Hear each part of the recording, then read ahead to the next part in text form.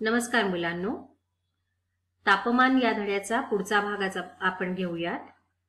आतापर्यंत आपण शिकलो की लंबरूप प्रकाश किरण कमी जागा व्यापतात पृथ्वीवरती आणि कमी जागा व्यापलेल्या भागात प्रखर प्रकाश आणि जास्त उष्णता मिळते। त्यामुळे साहजिकच तिथला पृष्ठभाग जास्त तापतो आणि पृष्ठभाग तापला जास्त की पर्यायाने त्या पृष्ठभागावरची हवा सुद्धा जास्त तापली। त्याचप्रमाणे आपण असंही पाहिलं की पृथ्वीवर जे तिरपे प्रकाश किरण पडतात समशीतोष्ण कटिबंधामध्ये आणि शीतकटिबंधामध्ये, तर ते जास्त जागा व्यापतात। त्यामुळे ते जास्त भागावर पसरल्यामुळे त्याची प्रखरता कमी होते आणि साहजिकच उष्णता सुद्धा त्याची कमी असते आणि त्यामुळे तिथला पृष्ठभाग कमी तापतो, पर्यायाने तिथली हवा पण कमी तापते। पृथ्वीवरील तापमानाचं वितरण असमान असण्याचं मुख्य कारण आहे अक्षांश। हे आतापर्यंत आपण शिकलेलो आहोत। आपल्याला नेहमी असं वाटत असतं की सूर्यकिरणांमुळे हवा तापते आणि गरम हवा असते त्याच्यामुळे जमीन तापते, पण तसं नसतं। प्रत्यक्षात काय असतं, जमीन आणि पाणी हे सूर्यकिरणांमुळे तापतात आणि जमीन आणि पाणी हे जी उष्णता शोषतात, सूर्याची उष्णता शोषतात, ती वातावरणामध्ये उत्सर्जित होते, बाहेर पडते। चहातून वाफ बाहेर पडताना तुम्ही पाहिली की नाही, तसं जमिनीतून उष्णता उत्सर्जित होते। त्यामुळे जमिनीच्या लगत असलेला हवेचा थर वरच्या दिशेने तापत जातो। म्हणजे पहिले जमिनीजवळची हवा तापते, मग त्यावरची असा करत वरवरचे थर तापत जातात आणि जसजसं पृष्ठभागापासून आपण वर जातो तसतसं हवेचं तापमान कमी होत जातं, त्याच्यात घट होत जाते। त्यामुळे समुद्र सपाटीला असणारं जे तापमान असतं ते पर्वतीय भागात, उंच भागात हे कमी झालेलं आढळतं। समुद्र सपाटीजवळ तापमान खूप जास्त असतं जमिनीचं आणि उंच गेलं की मग ते तापमान कमी होत असतं। जमीन आणि पाण्याच्या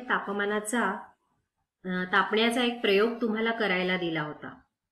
आपल्या पावसाळी हवेमुळे सगळ्यांनाच तो जमला असेल असं नाहीये, पण त्या प्रयोगात असं दिसतं की जमीन पाण्याच्या तुलनेत लवकर थंड होते आणि उन्हात जे पाणी होतं ते मात्र संध्याकाळी सुद्धा किंचित कोमटच होतं। म्हणजेच जमीन खूप पाण्याच्या तुलनेत लवकर तापते आणि लवकर थंड होते आणि पाणी सावकाश तापतं आणि सावकाश थंड होतं। हे लक्षात आलं? त्याच्यामुळे काय होतं, त्याचा परिणाम म्हणून समुद्र किनाऱ्याच्या भागात खंडाच्या आत जे प्रदेश असतात त्याच्यापेक्षा हवेचं तापमान दिवसा कमी आणि रात्री जास्त असतं। आणि खंडाच्या आतल्या भागात काय असतं, किनारी भागामध्ये हवेचं तापमान दिवसा जास्त। खंडाच्या आत भागात किनारी भागापेक्षा हवेचं तापमान दिवसा जास्त आणि रात्री कमी असतं।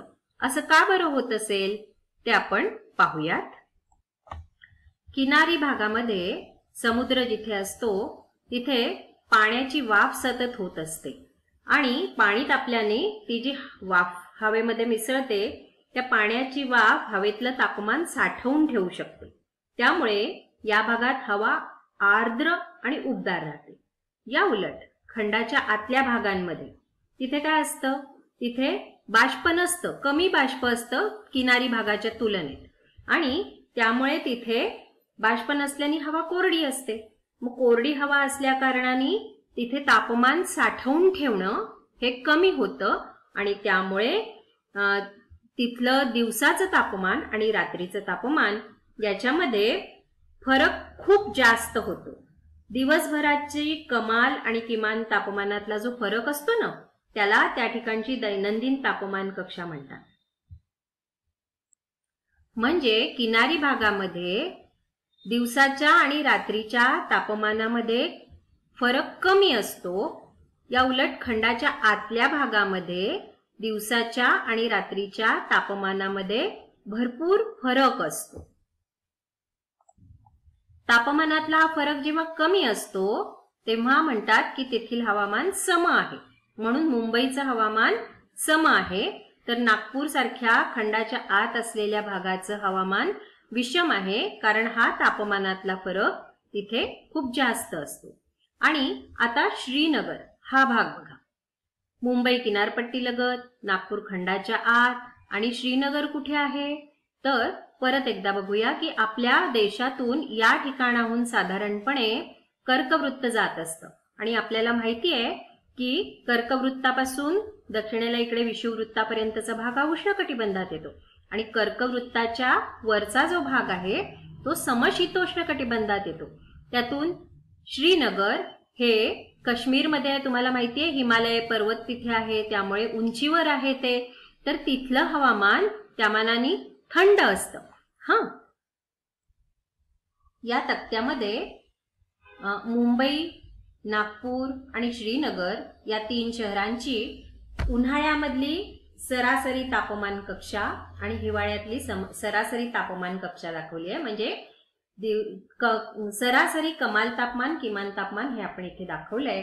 तर आता बघा, मुंबईमध्ये उन्हाळ्यातलं सरासरी तापमान 36 असतं, 36 अंश सेल्सिअस, हे सगळे अंश सेल्सिअस मध्ये आहे. आणि नागपूरचं बघा 42 अंश सेल्सिअस आहे, खंडाच्या आत आहे ना, भरपूर तापलंय. आणि मुंबई किनारपट्टी भागात आहे, तिथे बाष्प फार आहे, त्यामुळे ते कमी तापलंय. मात्र या दोन्हीच्या तुलनेत बघा बरं, नागपूरमध्ये 42 अंश दिवसा आहे आणि रात्री किती आहे? 26 झालं आहे. आणि मुंबईमध्ये 36 आहे आणि रात्री 25 झालंय. म्हणजे या दोन्हीच्या तापमानात जो फरक आहे तो फरक बघा आणि नागपूरच्या बाबतीतचा फरक बघा, हा फरक जास्त आहे ना. मग या अशा हवामानाला आपण म्हणतो विषम हवामान, जे नागपूर सारख्या खंडांतर्गत भागात आहे. त्यानंतर श्रीनगर बघा, श्रीनगर पर्वतीय भागात आहे, तिथलं उन्हाळ्यातलं तापमान बघा ते 30 अंश सेल्सिअस जास्तीत जास्त आहे आणि कमीत कमी किती आहे तिथे? 18 अंश सेल्सिअस. आता हिवाळ्यामध्ये बघा, श्रीनगर उंचात पर्वतीय भागामध्ये आहे, तर तिथे हिवाळ्यातलं तापमान जास्तीत जास्त किती आहे? 18 अंश सेल्सिअस. बघा हा, उन्हाळ्यात 18 किमान आहे, हिवाळ्यात जास्तीत जास्त 18 आहे. आणि तिथे किमान तापमान तर बघा किती आहे? -1 -1 अंश सेल्सिअस. तर हे श्रीनगरचं तापमान इतकं कमी का आहे? कारण ते समशीतोष्ण प्रदेशात आहे, कटिबंधात आहे आणि पर्वतीय भागात आहे, त्यामुळे त्याच्या तापमानात असा घट झालेली आहे. अशा प्रकारचं हरितगृह तुम्ही सगळ्यांनी पाहिलेलं असेल. त्यामध्ये जास्त करून फुलांची शेती होताना आपण पाहतो. हरितगृहामध्ये आपल्याला हवं तसं तापमान, आर्द्रता हे राखता येतं. त्याचप्रमाणे आपल्या पृथ्वीवरती काही वायू आहेत, आपल्या वातावरणामध्ये काही वायू आहेत, त्यांची नावं ऑर्गॉन, कार्बन डायऑक्साईड, पाण्याची वाफ हे आहे. तर हे जे वायू आहेत हे हरितगृह वायूंसारखं काम करतात. म्हणजे काय करतात? तर ते योग्य ते तापमान पृथ्वीच्या भोवती राखत असतात. ते जमिनीतून पडणारी उष्णता दीर्घकाळ स्वतःमध्ये साठवून ठेवू शकतात आणि त्यामुळे हवेचं तापमान वाढतं, उबदार होतं ते. वातावरणाच्या या वायूंचं वाढतं प्रमाण हवामान बदलाला कारणीभूत ठरतं. हे वायूंचं प्रमाण का बरं वाढतंय? कारण आपण जे अनेक कारखाने उभारतो आहे, प्रदूषण करतो आहे, त्यामुळे या वायूंचं प्रमाण जरुरीपेक्षा जास्त वाढत आहे. हे वायू योग्य प्रमाणात असणं आपल्या पृथ्वीसाठी आवश्यक आहे, पण जास्त यंत्रांचा वापर जास्त करणं, पेट्रोल डिझेलचा वापर जास्त करणं, कारखानदारी जास्त, यामुळे या वायूंचं प्रमाण जास्त वाढतंय आणि या वायूंचं प्रमाण वाढत असल्याने हवामान बदलाला ते कारणीभूत ठरत आहे आणि याच कारणामुळे पृथ्वीचं तापमान वाढतं आहे, असं हवामानशास्त्रज्ञांचं मत आहे. हवामानातला हा जो बदल आहे तो सगळीकडे होतो आहे, संपूर्ण पृथ्वीभर सार्वत्रिकरित्या होतोय. यालाच जागतिक तापमान वाढ असं म्हणतात. आणि ज्या वायूंमुळे ही वाढ होते म्हणजे ऑर्गॉन, कार्बन डायऑक्साईड, पाण्याची वाफ, त्या वायूंना म्हणतात हरितगृह वायू. उष्णतेचं वहन आणि ऊर्ध्व प्रवाह याच्याबद्दलचा आपण एक प्रयोग बघूयात.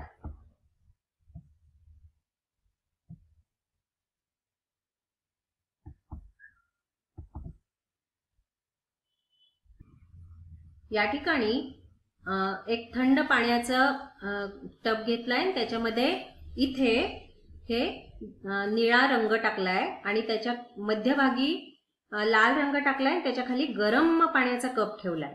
आता काय होतंय ते आपण बघूयात. ते हा लाल रंग बघा, इथलं पाणी तापतंय आणि हे हळूहळू आता वरच्या दिशेने जाताना आपल्याला दिसतंय, है ना, कारण उष्णतेमुळे हे पाणी तापलं आणि वरच्या दिशेने चाललं आहे. ते दिसावं म्हणून त्यात आपल्याला इथे आपण रंग टाकलेला आहे. आणि त्याचबरोबर आता इकडे बघा काय होतंय. हा निळ्या रंगाचा भाग जो आहे, इथलं थंड पाणी काय होतंय, ते या पाण्याची जागा घेण्यासाठी इकडे येतंय. दिसतंय, हे असं पाणी इकडे येतंय आणि हे पाणी वर चाललंय. त्याचप्रमाणे आता हे इथलं पाणी सुद्धा हळूहळू थंड पाणी या गरम पाण्याच्या ठिकाणी येईल, कारण इथलं गरम पाणी तापल्यामुळे, या कपातल्या गरम पाण्यामुळे तापल्यामुळे वर वर वर जात आहे.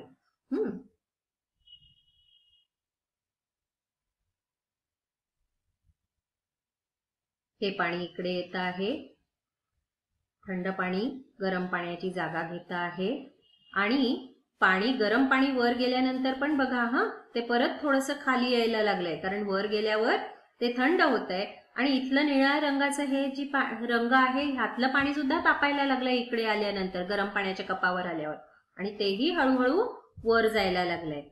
दिसतंय ना, म्हणजे पाणी पहिले गरम होतं, गरम झाल्यावर ते वर जायला लागतं आणि नंतर वर जाऊन ते थंड झालं की पुन्हा खाली यायला लागतं आणि या गरम पाण्याची जागा घेण्यासाठी आजूबाजूचं थंड पाणी इथे येतं. याचप्रमाणे हवेच्या बाबतीत सुद्धा घडतं. आता आपण जगातले काही सागरी प्रवाह पाहूयात. आता तुम्हाला माहितीये की ध्रुवांच्या दिशेला तापमान कमी असतं आणि विषुववृत्ताजवळ तापमान जास्त असतं. तर ध्रुवांकडचं पाण्याचं तापमानही साहजिकच कमी असतं. त्यामुळे आणि विषुववृत्ताजवळ पाण्याचं तापमान, समुद्राच्या पाण्याचं तापमान जास्त असतं. तापमानातल्या या फरकामुळे पाण्याचे वर जाणारे ऊर्ध्वगामी, आकाशाच्या दिशेने जाणारे आणि तसेच जमिनीला समांतर असे काही प्रवाह निर्माण होतात. हे सागरामध्ये सागरी प्रवाह विषुववृत्तापासून ध्रुवाकडे हे गरम अशा पाण्याचे प्रवाह असतात. बघा, विषुववृत्तापासून ध्रुवांच्या दिशेने जे प्रवाह चालले ते सगळे गरम पाण्याचे प्रवाह आहेत. तर ध्रुवांच्या दिशेने दक्षिण ध्रुवाकडून तसंच उत्तर ध्रुवाकडून जे प्रवाह येतात ते सगळे थंड पाण्याचे प्रवाह आहेत. निळ्या रंगाने दाखवलेले थंड पाण्याचे प्रवाह आहेत, लाल रंगाचे उष्ण प्रवाह आहेत. आणि त्यामुळे काय होतं, ज्यावेळा उष्ण प्रवाह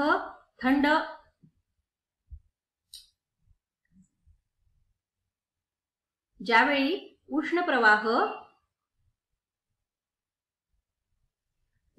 उष्ण प्रवाह हे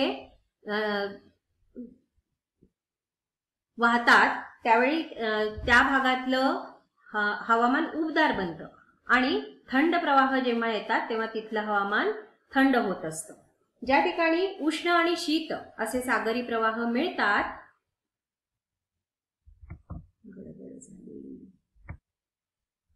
तर असा जो प्रदेश असतो तो प्लवंक वाढीसाठी उत्तम असतो. प्लवंक म्हणजे माशांचं ते खाद्य असतं. अत्यंत असे सूक्ष्म जीव आहेत ते, मी पुढच्या स्लाइडमध्ये दाखवते. या ठिकाणी बघा, इथे हा जो प्रदेश आहे, हे जे बेट दिसतंय त्याचं नाव आहे न्यू फाउंडलँड.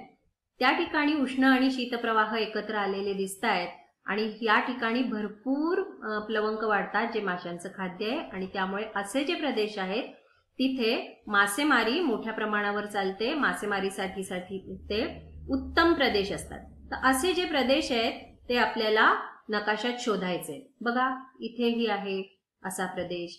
नंतर या ठिकाणी उष्ण शीतप्रवाह एकत्र आलेले आहेत या ठिकाणी इथे. तर हे प्रदेश जे आहेत हे मासेमारीसाठी उत्तम आहे. हे आहेत प्लवंक आणि या माशांच्या मोठ्या संख्येमुळे मोठी मासेमारी होते. आज आपण इथेच थांबूया.